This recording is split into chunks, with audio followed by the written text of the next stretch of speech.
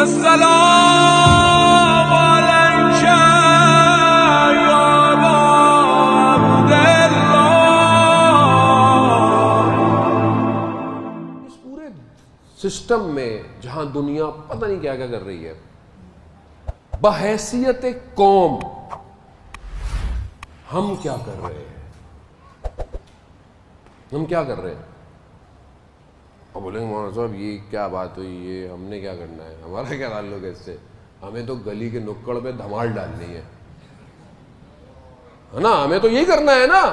ہم تو باب علم کے ماننے والے ہیں، 13 رجب کو دھمال ڈالیں گے اور پھر بولیں گے یہ شرعی دھمال ہے. نہیں، شریعت کہاں سے آئی؟ تمہارے گھر سے آئی ہے یا رسول خدا کے گھر سے؟ کچھ بولو تو برا لگتا ہے. مولانا صاحب تھوڑا خیال رکھ لیا کریں. کس کا خیال رکھوں میں امام زمانہ کا خیال رکھوں یا آپ کا خیال رکھوں؟ نہیں، آپ خود سوچیں نا کہ ہم کیا کر رہے ہیں. بھائی دیکھیں، اگر کوئی بلوچستان میں کلچرل پروگرام ہو رہا ہو اور وہاں پہ کوئی کلچرل ایکٹیویٹی ہے تو میرا کیا اس سے تعلق ہے؟ بھائی میں تو نہیں کہہ سکتا. لیکن جب آپ اس امام کے نام پر کہ جو یہ کہتا ہو یا رب یا رب یا رب لا یمکن الفرار من حکومتک، اے پروردگار تیری حکومت سے تو فرار ہی نہیں ہے. وہ امام کے راوی کہتا ہے کہ میں کھڑا ہوا عرب کے ساتھ تو سب کہہ رہے تھے کہ ہم نے فلانے فلانے شخص کو پایا، تو کہتا ہے کہ میں نے اپنی زندگی میں سب سے زیادہ عابد علی ابن ابی طالب علیہ السلام کو پایا. اس نے بولا اللہم صلی علی محمد وعلی محمد. اس نے بولا کیا؟ کہا میں نغلستان سے گزر رہا تھا تو میں نے دیکھا کہ کوئی شخص سجدے میں تڑپ رہا ہے اور ایسے جیسے کوئی انسان درد کی کیفیت میں ہو. میں قریب گیا تو دیکھا وہ سجدے میں تڑپنے کی وجہ سے غش کھا کے بے ہوش. میں نے دیکھا تو وہ مولا کائنات تھے. میں دوڑتا ہوا گھر گیا، میں نے دق الباب کیا اور حضرت سیدہ کو باخبر کیا کہ ان کی جان نکل گئی ہے. تو اندر سے پیغام آیا یہ تو علی کی عادتوں میں سے ایک عادت ہے. وہ علی جو عبادت کرے اور دوسرا امام کہے کہ عبادت کی حالت میں تیر کھینچنا، کیونکہ میرا بابا اس قدر عبادت میں مشغول ہوتا ہے اسے اطراف کا دھیان نہیں ہوتا. اس علی کے نام پر ہم کیا کر رہے ہیں؟ کیا ہے یہ؟ مجھے آپ بتائیں نا. اب آپ بولیں گے مولانا صاحب میں تو نہیں کرتا، میں تو نہیں کرتا. بھائی آپ نہیں کر رہے تو کوئی مارس سے مخلوق آ رہی ہے، ایلینز آ رہے، ایلینز کر رہے ہیں یہاں پہ. آپ کو کچھ کرنا ہے، آپ کو خوشی کرنی ہے، منقبت پڑھیں، واہ واہ کریں، اچھے کپڑے پہنیں، اچھی چیزیں دیں.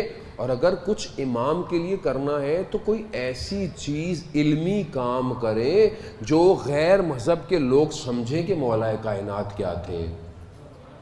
ایسی چیز دینا کہ لوگ دیکھیں ہاں یہ اس کا جشن منا رہے ہیں جو خانہ کعبہ میں آیا تھا. یہ جب آیا تھا تو شیطان بھی مایوس ہو گیا، لوگ بھی مایوس ہو گئے. لیکن ہم کیا کر رہے ہیں؟ بھائی آپ 7 میں چلو کچھ ہو رہا ہے تو وہاں پہ ظاہر ہے وہاں ہندو بھی آ رہے ہیں، دوسرے لوگ بھی آ رہے ہیں، وہ شاید ہمارے اختیار سے بات باہر ہے. لیکن آپ یہاں پہ کیا کر رہے ہیں؟ ہم نے کلندر کو بھی خام خواہ کروا دیا. کلندر پتہ نہیں کیا کرتے تھے، کس نے دیکھا، کسی کو یہ بھی نہیں پتا وہ اللہ کے اولیاء تھے، وہ آئے لوگوں کو مسلمان کیا چلے گئے. اب ہم ان کے نام پر پتہ نہیں کیا کیا کر رہے ہیں، وہ بھی اپنے محلے گلی میں آگے کھڑے ہو کے. کیا ہے مجھے آپ بتائیں نا، کیا ہے یہ؟ آئیں گے امام زمانہ 13 رجب کے جشن میں، بلائیں گے آپ امام زمانہ کو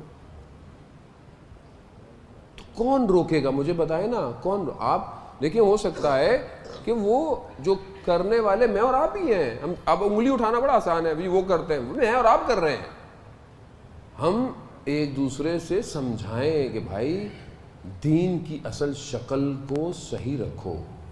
کچھ کرنا ہے تو کم از کم دین کے نام پہ مت کرو. اگر کچھ کرنا ہے ہم تھوڑی روک سکتے ہیں دنیا میں لوگ کیا کیا کر رہے ہیں, لیکن روکیں گے. یہ یاد رکھیے گا, ہم روکیں گے, ہم پوری دنیا کو روکیں گے, ہم پوری طاقت سے روکیں گے. جب میرا مولا آ جائے گا روکیں گے, اور تیار ہے پوری دنیا کو روکنے کے لیے. یاد رکھیے گا, جس دن اذن الہی آیا اور ظہور کی صدا آئی, اس دن اگر بھائی بھی شریعت کے باہر ہوا تو وہ بھی وہی قیمت دے گا جو اسے دینی ہے. اس دن کوئی نہیں ہوگا, وہ امام کا فیصلہ آ گیا, امام کا حکم آ گیا ہے. لیکن جب تک امام نہیں ہے تو پیار سے سمجھا رہے ہیں, بھائی سمجھ جاؤ پیار سے. ابھی پیار سے سمجھاتے رہیں گے ہم, لیکن جب اوپر سے حجت تمام ہو جائے گی, میں بھی غلط کر رہا ہوں گا, امام نے مجھے بھی وہی کرنا ہے, میں استثناء نہیں ہوں. تو آپ کم از کم دین کے نام پہ نہ کریں. کچھ اور کر لیں, آپ اپنے گھر کی دعوت رکھ لیں, آپ مولا کے نام پر نہ کریں, خدا کے لیے.